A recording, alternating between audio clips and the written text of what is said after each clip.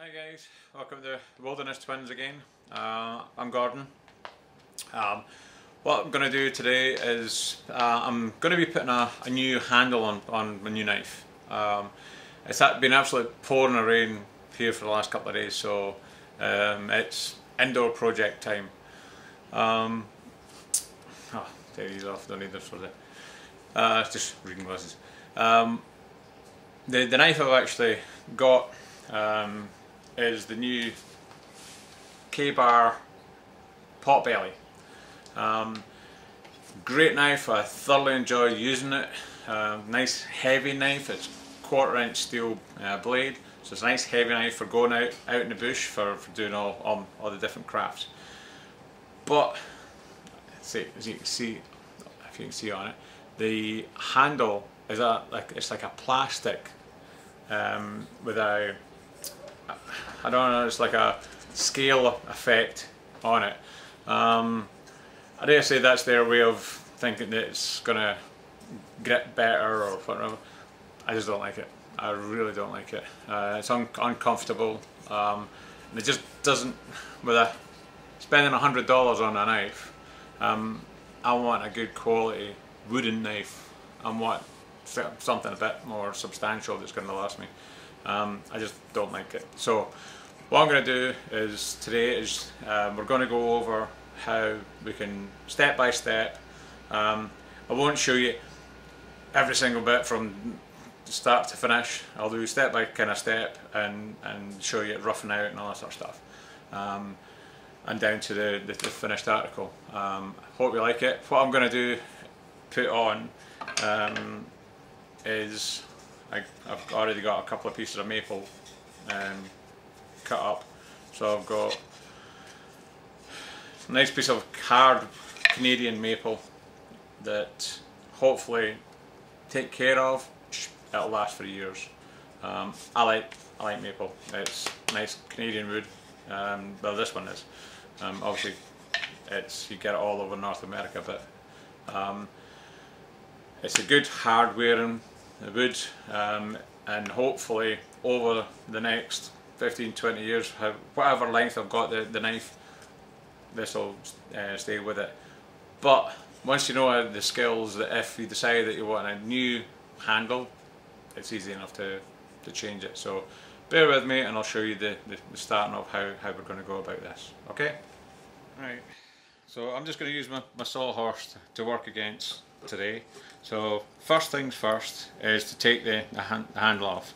Now for these you need two, in UK we call them Allen keys. I think they're called hexagonal keys here in Canada. So basically one on each side, which is actually quite handy. It's better than the screws, because I don't like screws on these things, because screws rip. Be very careful, because obviously you've got a very sharp blade here. So the other one is there just to basically lock it in position, because if you don't, it just keeps on spinning. So there's the number 1 screw.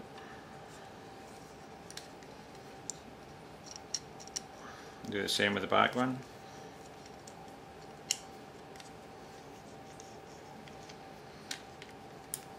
Oh, dropped on the floor.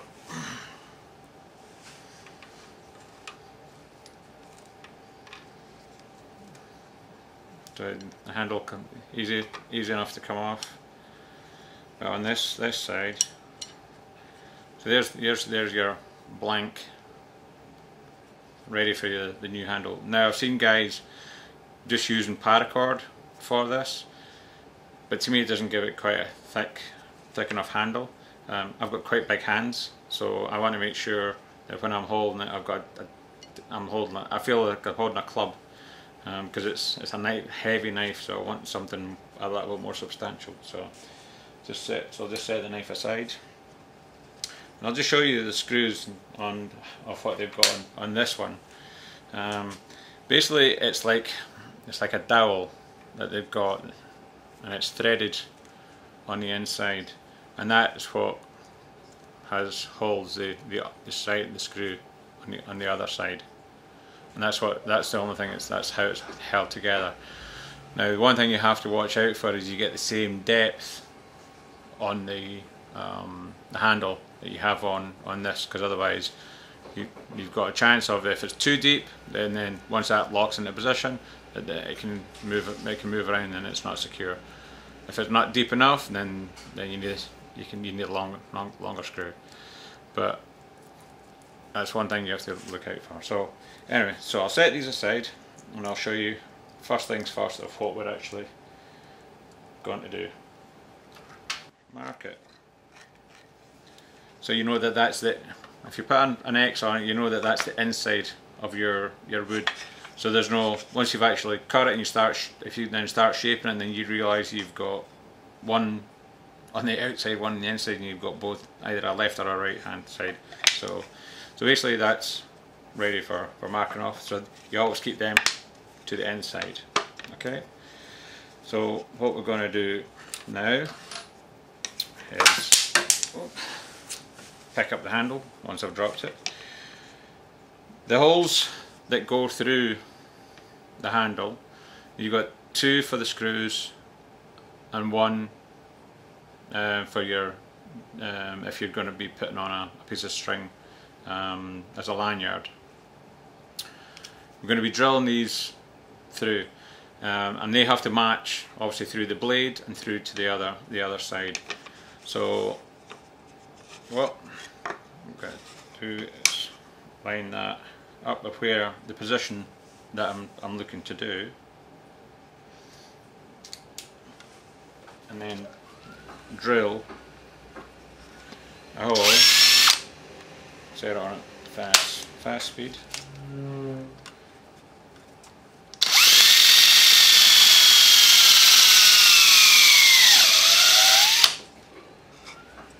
So that's your first hole drilled.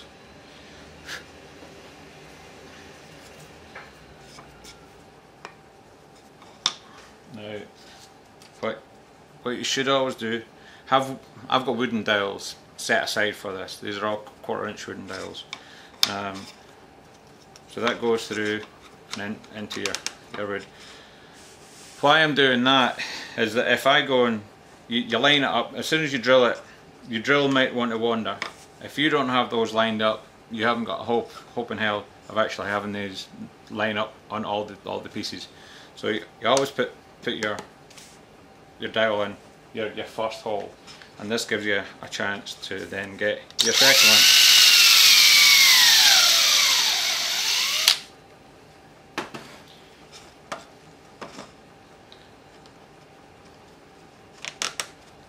So that's you ready. So what I do now is transfer these 2 together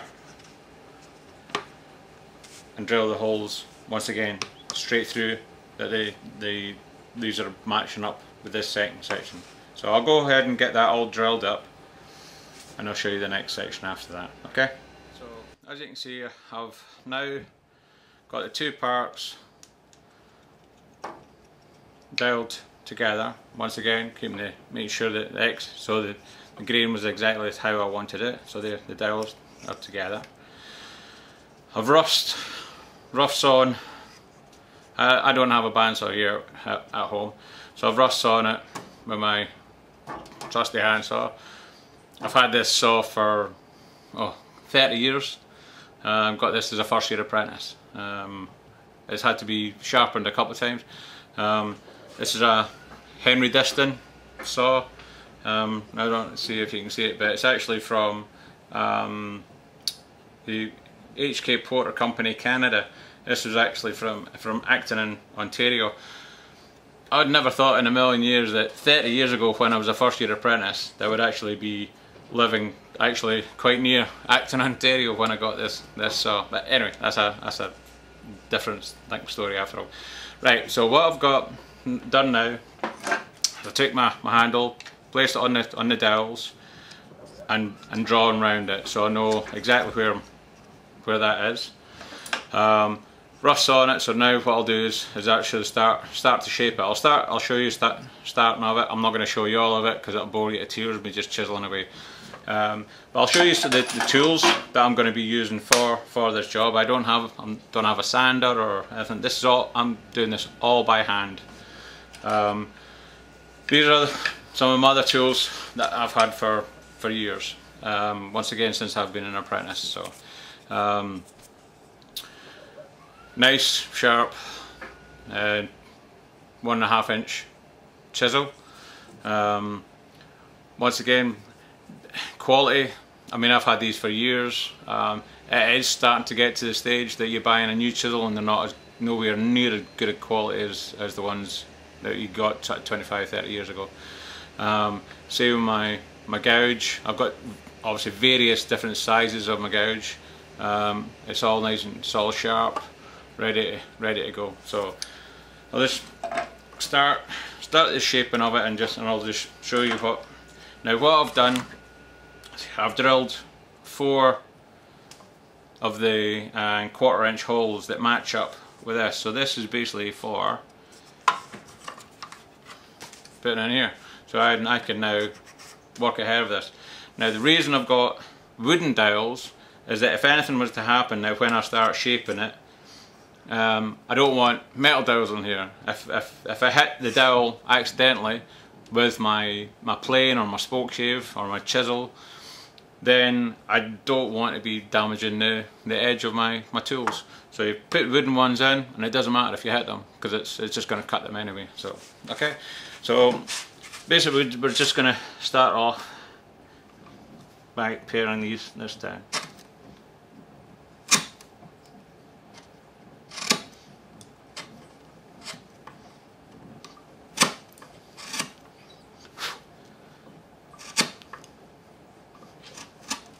Right, remember this is maple, so it is very hard wood so you have to take very small cuts.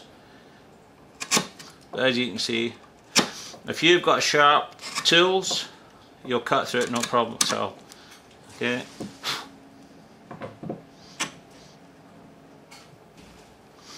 Now these are what's called paring gouges and paring chisels. This is not just your ordinary mortise and tenon ones. It's a different style of chiseling. It's not just getting it and knocking the hell out of it with a hammer.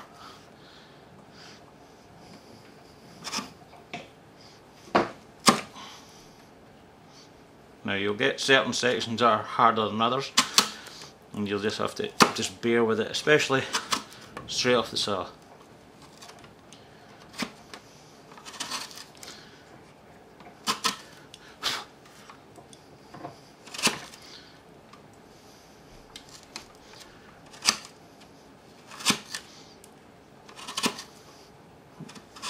You find that once you actually start to chisel it, rather than off the saw, it does cut a lot easier because it's got something, the grains are already started to cut properly. Right, I'm not going to do all of it because once again I'm going to bore you to tears, but that's the start. So I'll end up shaping all of it round, and I'll even start shaping and I'll come back to you once I've got the rough shape of it down. And I'll show you the more of the sort of the finishing and some of the other tools that I'm going to be using with it. Okay. So you see, I've started to I've got the profile all done now.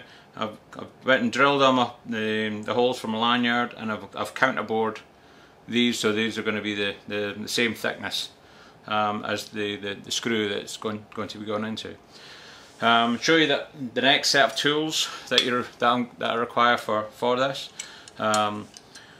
This is small hand plane, and that's basically just going to get the thickness down to the shape I'm wanting. If you don't have a hand plane, obviously the spoke shave. Another great tool. I love using my spoke shave. I probably use my spoke shave more than I do my hand plane on this type of work. Because I can get this flat just as well with the spoke shave than I can with this. But once again, that takes practice and years of going over. The other tools, once again, spoke shaves. So these are another bunch of spoke shaves that I've got. Once again, I've had these for years and years. These are all slightly different. I don't know if you can actually pick it up on here anyway. You can see that that's a flat face. So for doing, if I'm doing small intricate work, this one's completely flat. This one's got a slight bevel on the bottom,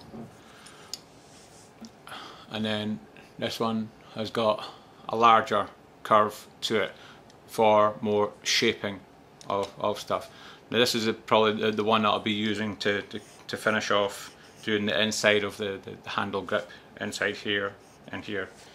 But what I'll do just now is just continue shaping it. Now when you're using a spoke shave, don't go that way. Turn it slightly so you're shearing it.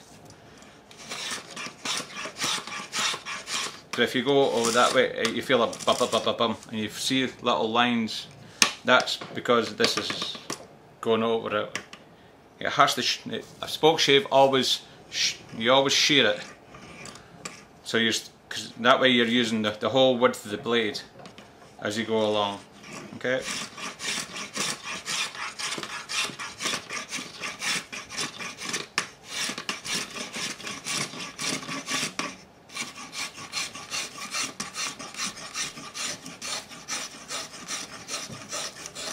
The bigger radius in here I can get in with this shave, because this is a round soled one, which I've actually got another one. This one I got years ago. This was a cheaper one that I got. Chucked away the blade and then got a good quality blade to go with it. But what I did was I just on a grinder I went and ground a profile for being able to shape other shapes that's more curved both ways, but I'm not using this particular one today. So so I have to make sure that I'm sticking with the profile. So what I did do, I don't want to dig in and then suddenly I've got less material than the handle requires. So what I did was also make myself a wooden template of the handle. This is 1/4 inch thick as well. This matches up the same thickness of the knife that I'm doing, so I can put the handles together. And once I get the handles together, I can be able to judge how thick and the shape of it that I require before putting it back on the handle, so I'm not back and forward. This way I can shape it on here, get it all sanded down, and that way I don't have to worry about putting it on the knife again. So I can do that. So this is the easiest way, because that's why I was saying drill the holes in here. You don't need clamps and all that sort of stuff. Just a wooden dowels is more than enough required for this purpose.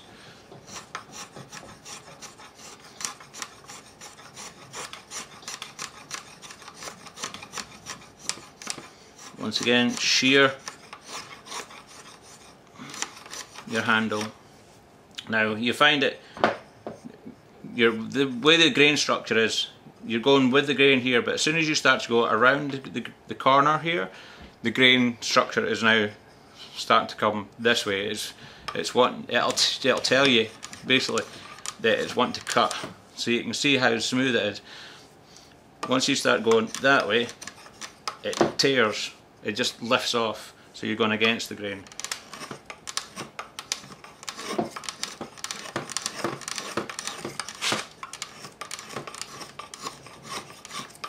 And once again, once you get to the shape, and then once it starts to shape around here, it starts cutting. So you have to keep on going back and forward slightly, which is fine. You're not in any rush to do this.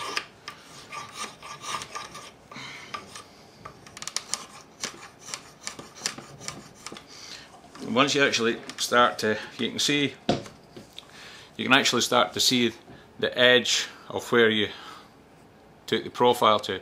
So you've got basically almost a guide of where that's going to. So you don't want to be cutting into that, because as soon as you cut into that, you're going into basically the metal. So then the metal of the handle is going to be sticking higher up.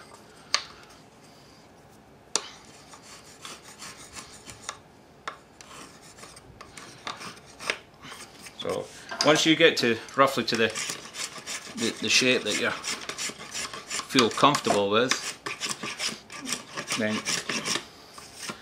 we swap and do the exact same with the other side. Okay, so I'll go and rough the two of them off just now, and I'll come back to you in another second. Okay. But basically now you can see why I've put the hardboard in between. So now I know I can feel that myself and say, right, okay, well, how does that actually feel? How comfortable does that feel? And yep, and that's pretty much how the shape that I want it. Now you can see from the previous one, the shape of that, sort of bulbous here and then thins out here. But I wanted a thicker handle for gripping onto, that I know that I can get a really good tight, nice grip.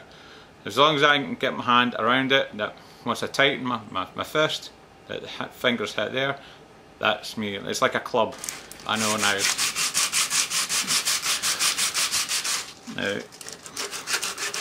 And you just sand away until you don't want to get below, once again, get below this line.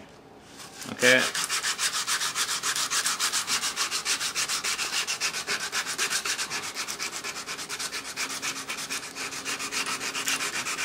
And you just keep on working away until you get the smooth, get all the bumps off that you did, because you're not going to get it absolutely perfect with the spoke shave that you're required. That's why you finish off with some rough paper.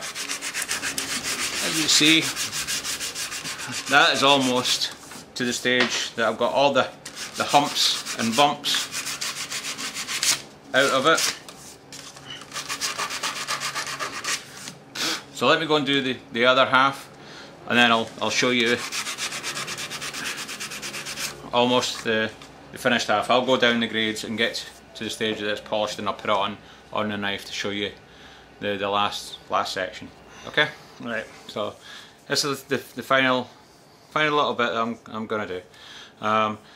So once I've got this to the shape and I've polished it down, one thing I did miss out on when I was polishing it is that the grade of sandpaper that I was requiring was still a little bit rougher than the polish that I was really wanting.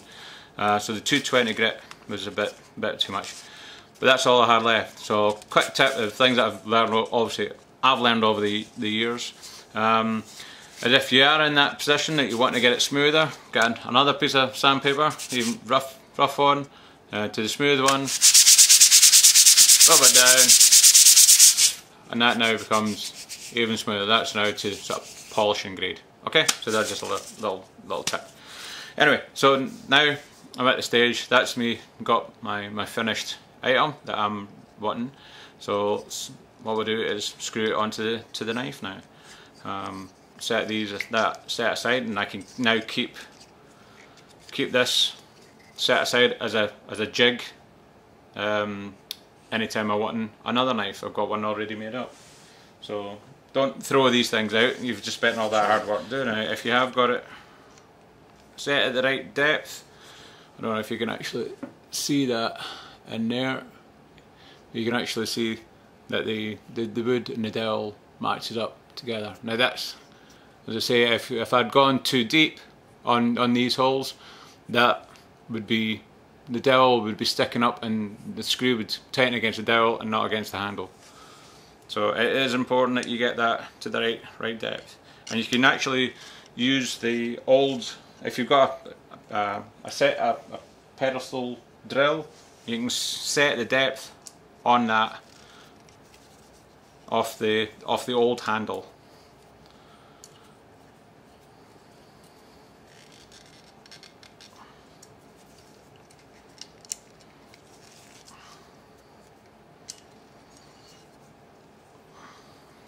So there's an Allen key on each side. Tighten them up. And voila, you've got a nice new wooden handle onto your knife. Now that's just obviously the raw wood, so what I'll do now is get a cloth and get some, I'm going to use oil, this tung oil. You can use any oil.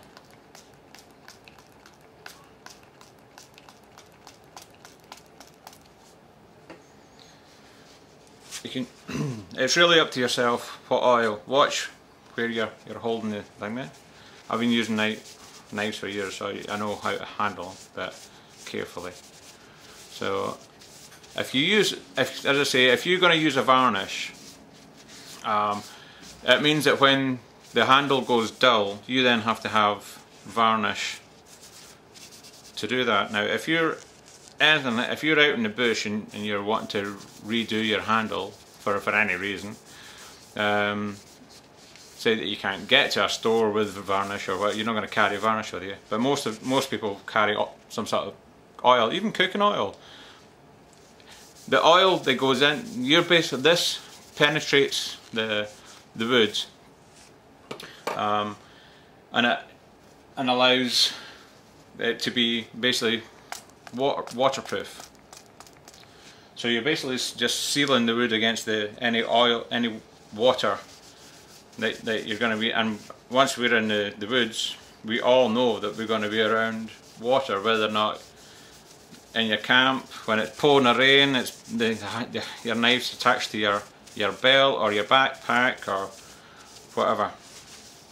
So now I'll end up giving this probably about 3 coats of oil. You let it dry in between, give it a little rub down.